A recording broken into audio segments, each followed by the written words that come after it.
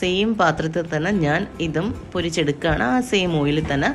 അപ്പോഴത്തേക്ക് ഉള്ളിയും ഇഞ്ചി വെളുത്തുള്ളി പച്ചമുളക് തക്കാളി ഇതെല്ലാം കൂടെ നന്നായിട്ട് വഴറ്റിയെടുത്തിട്ട് അതിനകത്തോട്ട് മഞ്ഞൾ തൂൾ മുളകാതൂൾ കുരുമുളകിന് എന്ത് തൂൾ എന്ന് പറയുന്നത് എനിക്കറിയത്തില്ല, അങ്ങനെ പുളിമുളകിൻ്റെ ഇടുന്ന എല്ലാ തൂൾസും കൂടി ഇതിനകത്തോട്ട് തട്ടിയിട്ടിട്ട് നല്ലതുപോലെ മൂപ്പിച്ചിട്ട് നമ്മൾ വടക്കംപുളി, ഞാൻ വടക്കംപുളി ആട്ടോ യൂസ് ചെയ്യുന്നത്. മറ്റേ പുളി എനിക്ക് അത്ര വലിയ ഇഷ്ടമല്ല, പക്ഷേ പണ്ട് വല്ലപ്പോഴുമൊക്കെ ഈ വടക്കംപുളി ഇട്ട് നമ്മൾ മീൻകറി കഴിക്കുമ്പോൾ നല്ല വെറൈറ്റി ഫീൽ ചെയ്യും. പക്ഷേ ഇപ്പം അങ്ങനെ ഒരു വെറൈറ്റി ഒന്നുമില്ല, ഡെയിലി കഴിക്കുന്നതുകൊണ്ടാവും അങ്ങനെ തന്നെ.